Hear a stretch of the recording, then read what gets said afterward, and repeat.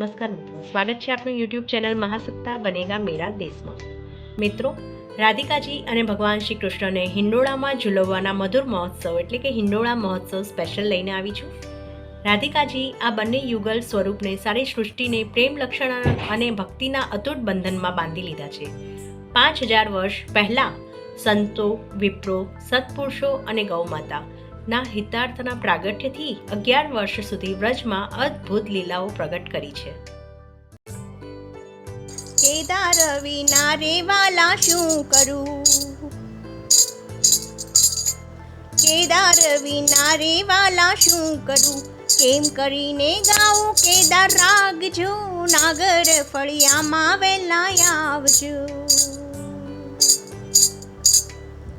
રાત અંધારી મળી મેઘલી, રાત અંધારી મળી મેઘલી, નરસૈયાને પૂર્યો છે જલમાય જો, નાગર ફળિયામાં વેલા આવજો।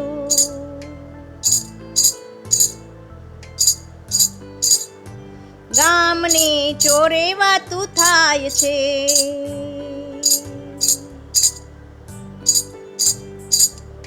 ગામને ચોરે વાતું થાય છે, હવે જાશે નરસૈયાની લાજ જો, નાગર ફળિયામાં વેલા આવજો।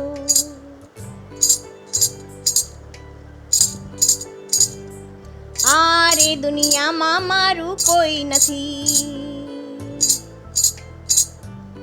આ રે દુનિયામાં મારું કોઈ નથી, ધણી ધાર્યો દ્વારિકાનો નાથ જો, નાગર ફળિયામાં વેલા આવજો।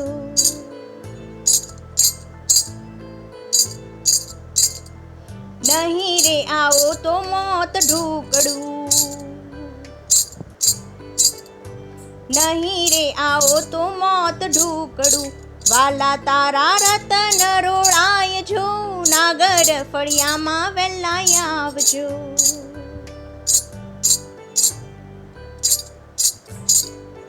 તારો નરસૈયો વાલો એકલો,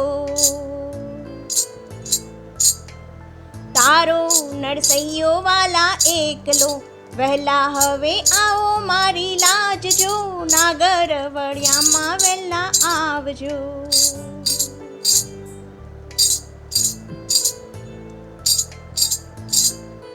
દીધેલા વચન વાળા પાળજો, દીધેલા વચન વાલા પાળજો, રાખજો તારા નરસૈયાની લાજ જો, નાગર ફળિયામાં વેલા આવજો।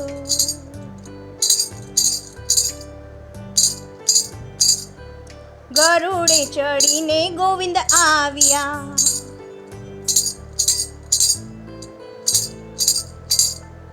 ગરુડે ચડીને ગોવિંદ આવ્યા, સીધા આવ્યા સોનેડાને દ્વાર જો, નાગર ફળિયામાં વેલા આવજો।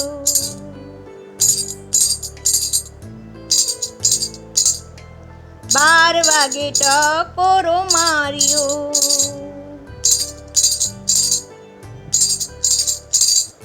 બાર વાગે ટકોરો માર્યો, સોનેડા ઉગાડ તારા દ્વાર જો, નાગર ફળિયામાં વેલા આવજો।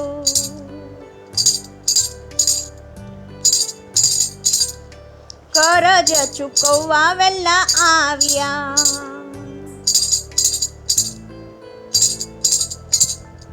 કરજ ચૂકવવા વાલા આવ્યા, લીધું વાલે નરસૈયાનું રૂપ જો, નાગર ફળિયામાં વેલા આવજો।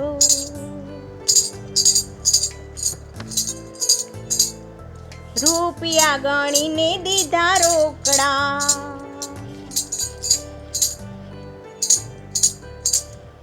રૂપિયા ગણીને દીધા રોકડા, કેદારો લઈ આવ્યા દીના નાથ જો, નાગર ફળિયામાં વેલા આવજો।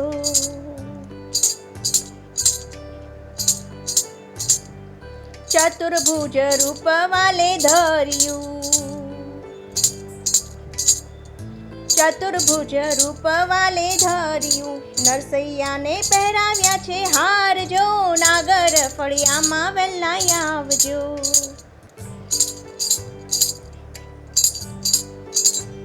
નવખંડ ધરતીમાં તારું નામ છે.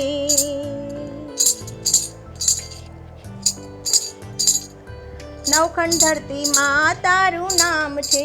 જેથી જ્યાંથી નાથ જો નાગર ફળિયામાં વહેલા આવજો. નાગર ફળિયામાં દોડી આવ્યા.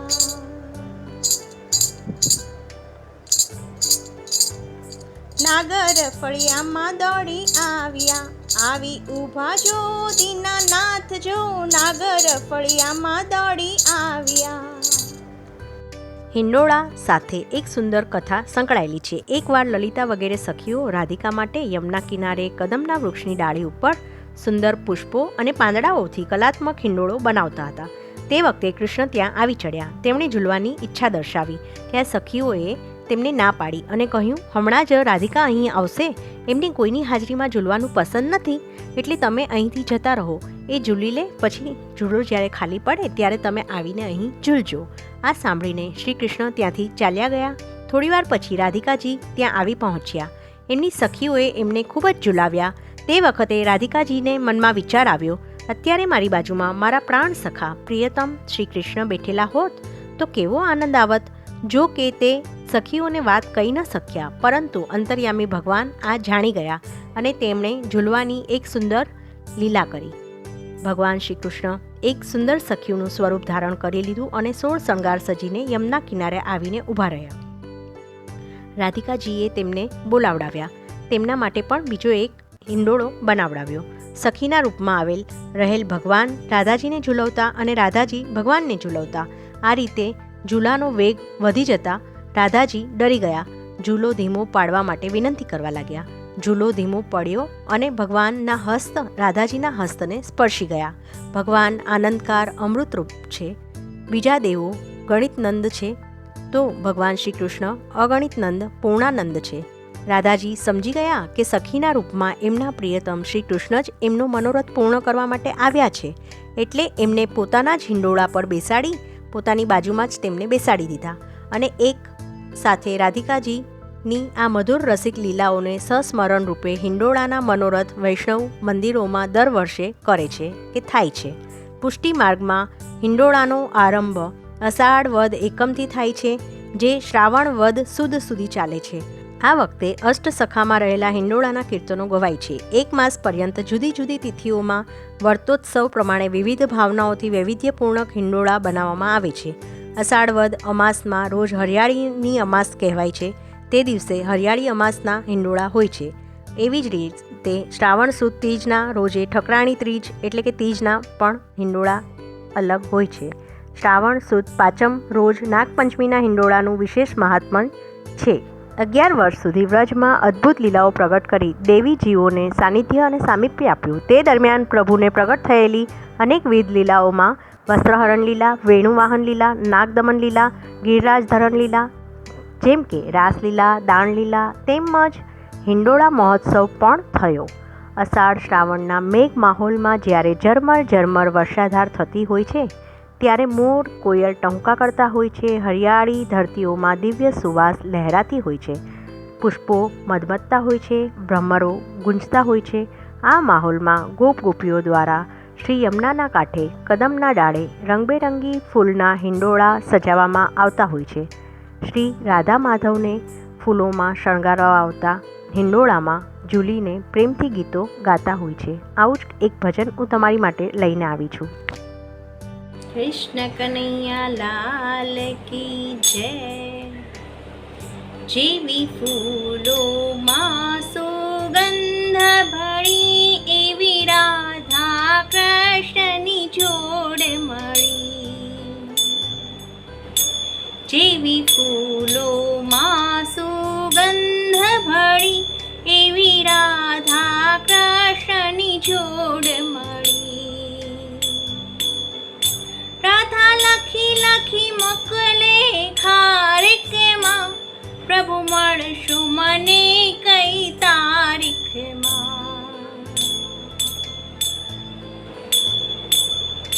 રાધા લખી લખી મોકલે ખારીકમાં, પ્રભુ મળશું મને કઈ તારીખમાં.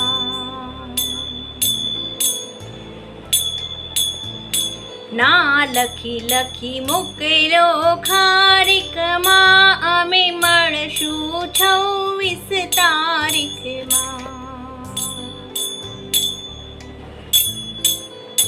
ના લખી લખી મોકલો ખારીકમાં, અમે મળશું 26 તારીખમાં.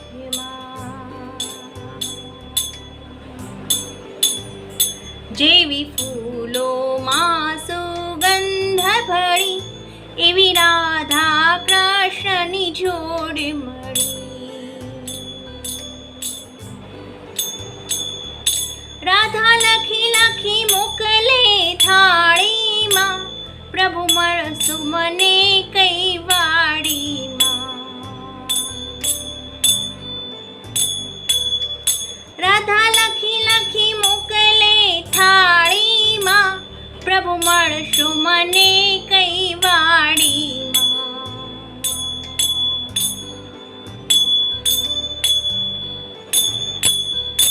ના લખી લખી મોકલો થાળીમાં, અમે મળશું મધુવન વાડીમાં. ના લખી લખી મોકલો થાળીમાં, અમે મળશું મધુવન વાડીમાં. જેવી ફૂલોમાં સુગંધ ભળી, એવી રાધા કૃષ્ણની જોડ મળી. રાધા લખી લખી મોકલે વીટીમાં, પ્રભુ મળશો મને કઈ તિથિમાં. રાધા લખી લખી મોકલે વીટીમાં, પ્રભુ મળશો મને કઈ તિથિમાં. ના લખી લખી મોકલો વીટીમાં, અમે મળશું 11 તિથિમાં. ના લખી લખી મોકલો વીટીમાં, અમે મળશું 11 તિથિમાં. જેવી ફૂલોમાં સુગંધ ભળી, એવી રાધા કૃષ્ણની જોડ મળી. રાધા લખી લખી મોકલે કેળામાં, પ્રભુ મળશો મને કયા મેળામાં. રાધા લખી લખી મોકલે કેળામાં, પ્રભુ મળશો મને કયા મેળામાં. ના લખી લખી મોકલો કેળામાં, આપણે મળશું 8મના મેળામાં. ના લખી લખી મોકલો કેળામાં, આપણે મળશું 8મના મેળામાં. જેવી ફૂલોમાં સુગંધ ભળી, એવી રાધા કૃષ્ણની જોડ મળી. રાધા લખી લખી મોકલે કાજુમાં, અમે બેસશું કોની બાજુમાં. રાધા લખી લખી મોકલે કાજુમાં, અમે બેસશું કોની બાજુમાં. ના લખી લખી મોકલો કાજુમાં, અમે બેસશું તમારી બાજુમાં. ના લખી લખી મોકલો કાજુમાં, અમે બેસશું તમારી બાજુમાં. જેવી ફૂલોમાં સુગંધ ભળી, એવી રાધા કૃષ્ણની જોડ મળી. રાધા લખી લખી મોકલે કંગનેમાં, અમે બંધાશું કોના બંધનેમાં. રાધા લખી લખી મોકલે કંગનેમાં, અમે બંધાશું કોના બંધનેમાં. ના લખી લખી મોકલો કંગનેમાં, અમે બંધાશું તમારા બંધનેમાં. ના લખી લખી મોકલો કંગનેમાં, અમે બંધાશું તમારા બંધનેમાં. જેવી ફૂલોમાં સુગંધ ભળી, એવી રાધા કૃષ્ણની જોડ મળી.